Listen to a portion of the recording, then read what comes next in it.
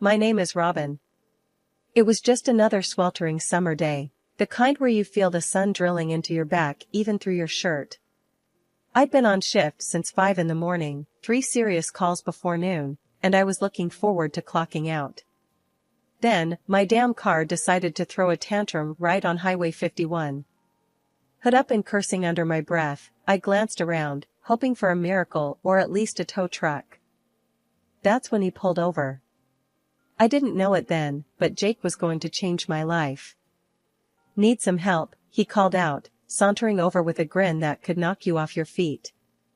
He wore a simple tee and jeans, but carried himself like he owned the place. Yeah, thanks. It just died on me, I said, trying to keep my cool despite the heat. Jake nodded, his hands already diving under the hood. Let's see what you've got here. Your battery's connection's loose. Happens a lot in this heat. There you go, should be good now. I tried the ignition, and the engine roared back to life, a relief washing over me. Thank you. I thought I was going to be stuck here forever. No problem at all. It's too hot to leave someone stranded. You a nurse? He asked, nodding towards my uniform. Paramedic, I corrected him with a smile. Long shifts, lots of adrenaline, and not enough coffee. Jake laughed, a sound that filled the space between us comfortably. Sounds tough. I work construction, mostly on government buildings. So I get the long hours too. We chatted a bit more by the side of the road. It was one of those easy conversations that you don't expect to have with a complete stranger. Before we parted ways, Jake said, Robin, maybe I can take you out for coffee sometime? You can tell me more about being a paramedic, and I can bore you with stories about electrical codes. I found myself nodding before I even thought it through. I'd like that. We exchanged numbers, and as he drove away, I couldn't help the silly grin spreading across my face. Coffee turned into dinner, and dinner turned into late-night talks and walks along the river. Jake had a rough charm about him, a straightforward way of talking that made you listen. He didn't sugarcoat his words, didn't dress them up. And I liked that about him. We'd meet up whenever my shifts and his job sites allowed. It wasn't easy, both of us working odd hours, but it felt right whenever we found time together. A couple of months in, during a quiet moment overlooking the city lights from the Park Hill, Jake pulled a small box from his jacket. Robin, I ain't good with fancy speeches, he said, his voice rough like always. But I know a good thing when I see it, and I don't want to let go. Marry me? It was blunt, unexpected, and so very Jake. I said yes without a second thought. We didn't plan a big event, neither of us cared for that kind of show. Just a simple ceremony at the town hall with a few friends and his mom, who took to calling me daughter from day one. Settling into Jake's family home wasn't the honeymoon paradise some might expect, but it felt right, like I was finally where I belonged. The house was an old 2-story building with creaky floors and a cozy kind of clutter that made you feel at home the minute you walked in. The first morning I woke up there as Jake's wife felt surreal. I was nudged awake not by the blare of my alarm, but by the rich aroma of coffee brewing downstairs and the distant sound of Martha humming an old tune. I patted down, finding her in the kitchen, which was her kingdom, really. Morning, sunshine, Martha greeted without turning. Hope you like your coffee strong and your toast on the darker side. I wouldn't have it any other way, I replied, sliding onto a stool at the counter. This casual kitchen chatter became our morning ritual. It wasn't just about the breakfast, it was her way of checking in, making sure I was settling in okay without making a big fuss about it. Jake had already left for work, typical of his early starts. He tried to keep his construction gigs close to home, but some days he'd be gone before dawn and not back till everyone else was turning in. It put a strain on us, sure, but we made it work. One evening, about a week after the wedding, I was folding laundry in the living room when Martha sat down across from me, her expression more serious than usual. You know, Robin, Jake's father was just like him when we were young. Always working, always making sure we had enough. Hard shoes to fill, but he's doing his best, she said, smoothing out a shirt I had just folded. I know he is. And I love him for it, I replied, catching her eye. It's not easy, but what's the point if it's not a bit of a challenge, right? Martha chuckled. That's the spirit. Just remember, this house is as much yours now as it is ours. Don't ever feel like you can't make your mark here. That meant the world to me. It wasn't long after that chat that I found out I was pregnant. The joy on Jake's face when I told him was something I'd freeze in time if I could. We were going to be parents, and suddenly, the house felt too small for all the love it had to hold. During those months, Martha taught me everything, from baby-proofing the house to managing night feeds. Her support was unwavering. The day our son was born, she was right there, handing me water, wiping my brow, and whispering words of encouragement. Bringing our son home was another chapter. I quit my job to stay home with him, thinking it'd be a breeze with all the stories and advice I had armed myself with. But nothing ever really prepares you for motherhood, does it? The sleepless nights, the constant worry, you name it, I felt it. After months of being at home with my son, I started feeling the walls close in on me. I loved my boy to bits, don't get me wrong, but there was a part of me that missed the rush of the ambulance, the urgency of saving lives, and the camaraderie with my team. I remember broaching the topic with Jake one evening after dinner. He was wiping down the table, a furrow between his brows like he always had when deep in thought or stress. Jake, I've been thinking about going back to work, just a couple of shifts a week, I said, watching his reaction closely. He paused, the cloth in his hand stopping mid-swipe. Work, huh? And what about the little guy? Who's gonna watch him? We could look into daycare, or maybe your mom could watch him, I suggested, trying to sound casual, though my stomach was tight with nerves. Jake sighed, tossing the cloth onto the counter with more force than necessary. Daycare? That's not happening. My boy isn't going to be raised by strangers. And mom's already doing enough around here. The conversation quickly turned tense. It's not about not wanting to be with our son. You know I love him. But I need something for myself too, Jake. I need to feel like I'm more than just a mom. Jake ran a hand through his hair, looking frustrated. And what about what I need? I need you here. We agreed on this, remember? When we decided to have a kid? I remembered, all right. But back then, I hadn't realized how much of myself I'd lose in the process. Things change, Jake. I didn't know I'd feel this way. He didn't respond right away, just stared out the window at the darkening yard. Finally, he muttered, Fine, Robin, do what you gotta do. But we're not doing daycare. Thankfully, Martha stepped in, bless her heart.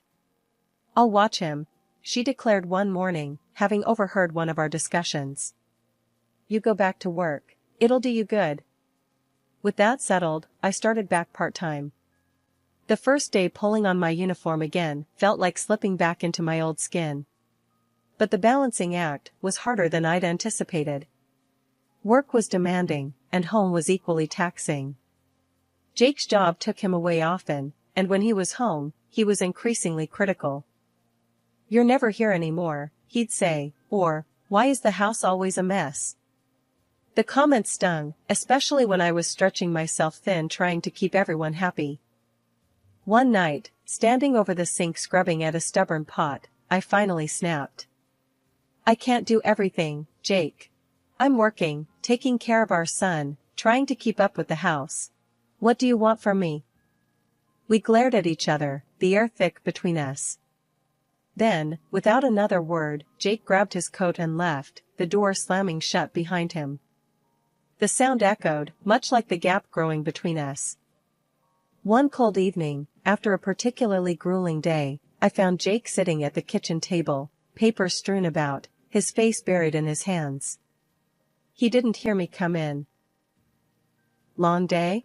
I asked, setting down my paramedic bag a little harder than necessary.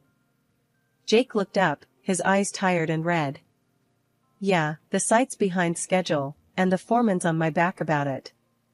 It's all a mess. I poured myself a glass of water, feeling the weight of my own day bearing down. Tell me about it. Had a kid, no older than ours, come in with a broken arm. The screams, just takes it out of you. Jake nodded but was silent. It was like he was there but not really. I missed him, missed us talking. The real test came when my mother-in-law's health took a turn for the worse. It was a Tuesday when I got the call from the clinic. They said she needed to come in for some tests. They'd found something during a routine checkup. Something serious. I was folding laundry when I told Jake. His reaction was nothing like I expected. A brain tumor? So, what are they gonna do about it? His voice was devoid of warmth, practical to a fault. They're not sure yet. More tests. Maybe surgery, I explained, trying to keep my own fear in check. And how are you planning to juggle that with everything else? He asked, his tone almost accusatory. I don't know, Jake. But she's your mother. We have to do something. I snapped back, frustration boiling over. Great, just great, he muttered, rubbing his temples. Just what we need, more complications. It felt like his empathy had evaporated when I needed him most.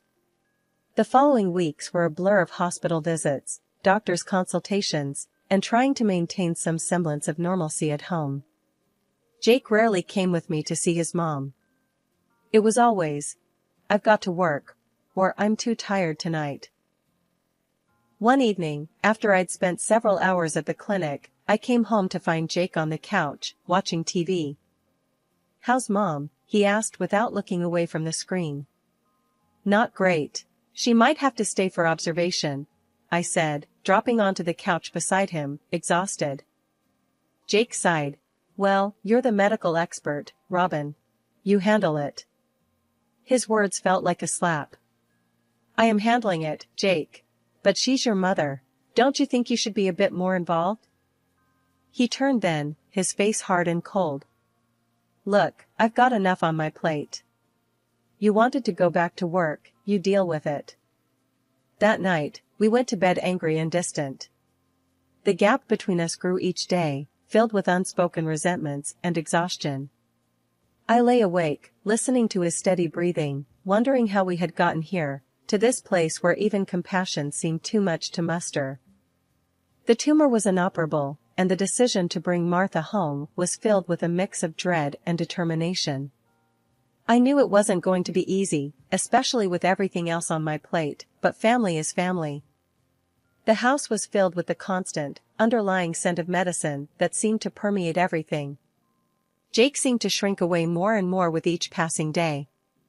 He barely looked at his mother, and when he did, his face twisted into a scowl that didn't sit right with me. Can't you open a window here? It smells like a hospital, Jake complained one evening as he walked through the living room, his nose wrinkled in disgust. It's the smell of her medication. She needs them, Jake. Try a little compassion, huh? I shot back, my patience wearing thin. His response was a grunt as he grabbed his coat and headed for the door. I'm going out. I can't deal with this tonight. And just like that, I was left alone again, to manage the household, care for our son, and now, nurse my ailing mother-in-law. During the day, while my son was at school and I wasn't working a shift, I spent hours with Martha, reading to her, managing her medications, and talking about old times. She had become more than a mother-in-law to me, she was a confidant, a friend. One afternoon, as I was adjusting her pillows, she took my hand and looked at me with those wise old eyes that seemed to see right through you. You have been my strength, Robin, she said softly. I'm sorry for how my son has turned out. He wasn't always like this. I squeezed her hand, trying to swallow the lump in my throat. It's not your fault, Martha. We all make our own choices. She smiled weakly. Still, I wish things were different. But I've got something planned for you. A little surprise. Just wait and see. Before I could ask her to explain, she drifted off to sleep, leaving me puzzled but grateful for her words. As her condition worsened, it became clear that she couldn't stay at home any longer. The day came to move her to a hospice, a place equipped to handle her needs round the clock. I remember packing a small bag of her things, her favorite blanket, and some books. Jake was conspicuously absent, his presence shrinking more with each day. At the hospice, I tried to make her room as homely as possible. My son, who had just turned 7, was with me. He was quiet, sensing the gravity of the situation, but not fully understanding it.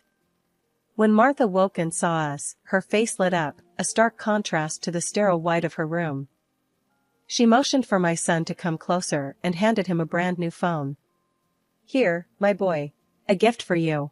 Think of me when you use it." My son was overjoyed, his small face breaking into a wide grin. "Thank you, Grandma." He hugged her gently, then sat beside her bed, setting it up. A month later, Martha died quietly in her room. It had been a week of sorrow, organizing a funeral that Jake couldn't bother to attend because of a so-called urgent business trip. Alone, I managed every detail and bore the cost of saying goodbye to the woman who had become more mother than mother-in-law. It was a small service, just a few close friends and relatives who knew her well. I stood there, holding our son's hand, feeling the weight of the absence of her own son. Late one night not long after, Jake stormed in. The noise of the door banging open jolted me awake. He wasn't alone. A woman was with him, her smirk as chilling as the night air that swept in with them. "This is Cheryl," he introduced without preamble, his words slurred and clumsy. "My fiancé. We're getting married as soon as you're out of the picture." I sat up, pulling the sheets around me, my mind racing. "What are you talking about, Jake? What do you mean?" He tossed a stack of papers onto the bed, divorce papers. "I want you out, Robin, tonight. I've waited long enough. Mom's gone, and there's no reason to pretend anymore." The room spun, my heart thudding painfully against my chest. "Out? Jake, where are we supposed to go? What about our son?" Jake glanced at Cheryl, who looked around our bedroom like she was already redecorating it in her mind. "He's your problem now. I'm done with both of you. Cheryl and we're starting fresh. We've got plans." I could barely speak, my voice a whisper of disbelief. "You want to throw out your own son? Your mother just—" "Enough about my mother." His voice cut through the air, sharp and cold. "She's gone, and good riddance. It made my life hell having her sick here." Cheryl laughed, a sound that was sharp and cruel. "Honey, let's not waste time here. She's not worth it." With trembling hands, I took the papers. Each page was a nail in the coffin of our marriage. I signed them, not fully processing the lines and clauses, a part of me still in disbelief. I got up, my movements robotic, and started gathering essentials, documents, some clothes for me and our son, the little savings I had stashed away. When I entered our son's room, he wasn't asleep. He sat up in bed, his new phone in hand, his eyes wide and scared. "Mom, I heard everything." Forcing a smile that hurt, I sat next to him, brushing his hair back from his forehead. "We've got to go, sweetheart. Just for a little while until I figure things out." We left the house with just a few bags, stepping out into the cold night. I called a taxi, which took us to a nearby hotel. Lying in the hotel room, listening to my son breathe softly, sleep far from my eyes, I felt the first stir of something fierce and strong within me. This wasn't the end. It couldn't be. Not like this. Jake had made his choice, but now, it was time to make mine. I met the next morning at the hotel in a disassembled state. But life went on. As I was getting ready to take my son to school, he stopped me with a serious look I'd never seen on his face before. "Mom," he said, holding up his phone, "I recorded something last night. You need to see this." He played a video, and my heart sank as I listened to Jake's cruel words, not just to me, but about us. It was more than painful, it was evidence. After dropping my son off at school, I felt a mix of anger and determination as I drove to work. I called my friend Carol, who worked in HR at Jake's company. "Carol, I need you to see something," I said and explained briefly. I sent her the video. Just watch it. It's important. She was quiet for a moment after the video ended. This is serious, Robin, she finally said. I'm so sorry, but we need to address this. I'll take it from here. Feeling a small sense of relief, I tried to focus on my work, but it was nearly impossible with everything hanging over me. Later that afternoon, I received a call from a number I didn't recognize. Is this Mrs. Robin Thompson? A formal voice asked. Yes, it is, I replied. My name is George Stanton. I was your mother-in-law's attorney. It's urgent that we meet to discuss her last wishes. Of course, I said, a lump forming in my throat. We arranged to meet within the hour. Mr. Stanton greeted me with a solemn nod and ushered me into his office, where he got straight to the point. Martha was very explicit in her will, he began, pushing a stack of papers across his desk towards me. She has left everything to you and your son, the house, her car, and a substantial amount of money. I was speechless, tears forming in my eyes as he handed me a letter from Martha. Her words thanked me for the love and care I'd shown her. You were the daughter I chose, she wrote. Overwhelmed, I wiped my eyes. Just then, the door burst open. Jake stormed in, Cheryl trailing behind him, her face twisted in anger at seeing me there. What's going on? Jake demanded. Mr. Stanton didn't miss a beat. Martha left the majority of her estate to her daughter-in-law and grandson, he explained calmly. You've been bequeathed the contents of the garage. Jake's face turned red, his anger palpable. This is nonsense. I'll contest this. Mr. Stanton politely replied, There's no money coming to you, sir. Everything was left to Mrs. Thompson. Any attempt to contest this will likely be futile and costly. Cheryl's interest visibly waned, she looked at Jake and then at the plain surroundings of the office. I'm not sticking around for this. I don't need a penniless lover, she muttered and walked out, her high heels clicking sharply on the floor. Jake looked as if he might explode.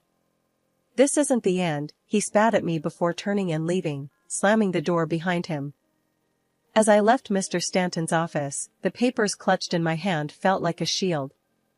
Martha's final gift had given me more than just material security, it gave me a measure of justice, and for the first time in a long while, a genuine hope for the future. I never thought I'd find myself in a courtroom arguing for a divorce I didn't initially want, but life has a funny way of throwing you curveballs. Jake had done a complete 180 when he realized what he stood to lose, not just me and our son, but the comfortable life in the house and the wealth left by his mother. On the day of the hearing, the courtroom was stiff and formal, a stark contrast to the chaos of my emotions. Jake was there, looking worn but determined, a sharp-dressed lawyer by his side. When it was his turn to speak, he stood up, his voice shaky. I've made mistakes, big ones, and I'm sorry. I don't want to lose my family. I want to make things right with my wife and son, he pleaded, his eyes darting around the room but mostly avoiding mine. I listened, feeling a mix of pity and anger. When it was my turn, my lawyer handed me the phone. Your Honor, I wish things could be different. But I believe this video will show why that's not possible, I said, my voice steady despite the trembling in my hands. The judge watched the video, his expression growing tighter with each passing second.